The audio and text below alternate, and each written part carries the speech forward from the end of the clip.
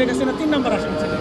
যে রায় দেওয়া হয়েছে এই রায়গুলোর আমরা দেখলাম যে হুবহু মানে হচ্ছে গিয়ে কপি বলা যায়, কাট কপি পেস্ট করে এই রায়গুলো দেওয়া হলো।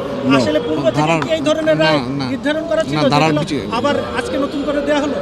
না, এটা আসলে এটা সম্পূর্ণরূপে আপনাদের মিথ্যা একটা অপবাদ আদালতের নিকট। কারণ এই 6টা মামলার পরিস্থিতি একই, এবং তারা একই ধারা, একই পরিস্থিতি, এবং চরিত্রটা একই।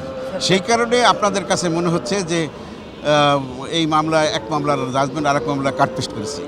এখানে প্রত্যেক আসামি আগে যে 4টা মামলার জাজমেন্ট হয়েছে, রায় হয়েছে, সেই মামলায় তারা মিথ্যা হলফনামা দিয়েছে।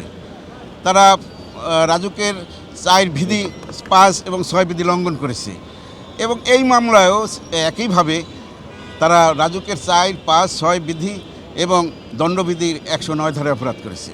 সেই কারণে একই সাজা, একইভাবে জাজমেন্টটা হয়েছে এবং ন্যায় বিচার হয়েছে। রায়ে আপনার দুদকের পক্ষ থেকে আপনারা আমরা কর্তৃপক্ষের সাথে আলাপ আলোচনা করে বাংলাদেশ দুর্নীতি দমন কমিশনের সাথে আলাপ আলোচনা করে আমরা পরবর্তী সিদ্ধান্ত জানাব। সজীব ওয়াজেদ জয় একটা ইন্টারভিউতে বলেছেন যে তিনি জমি কিনেছেন টাকা দিয়ে 30 লাখ টাকা করে মনে সম্ভবত বলেছিলেন। তিনি বলতেছেন যে তার নিজের টাকা জমি কেনা। সেই ক্ষেত্রে আসলে তিনি কি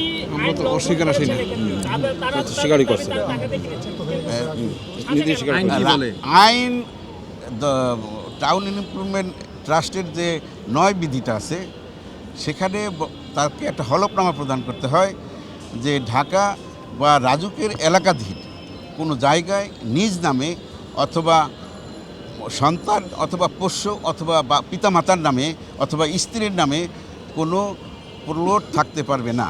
তাইলে যদি থাকে তাহলে তাহারা এই ক্যাটাগরিতে কোনো দরখাস্ত করতে পারবেন না। সেই ক্ষেত্রে সজীব ওয়াজেদ জয় তার পিতার ওয়ারিশ সূত্রে সম্পত্তি প্রাপ্ত হয়েছেন, তার মাতার ওয়ারিশ সূত্রেও সম্পত্তি প্রাপ্ত হয়েছেন, এবং তার নিজ নামেও যদি উনি খরিদ করে থাকেন তাহলে সেটাও এই 9 বিধির লঙ্ঘন। টাকা থাকলে এটা হয় না, টাকা থাকলেই হবে না, কারণ নিয়ম পালন করতে হবে, রাজুকের বিধিবিধান পালন করতে হবে। ভাই আমাদের তো হচ্ছে একটু টেলিভিশনে ছোট করে চালাইতে হবে।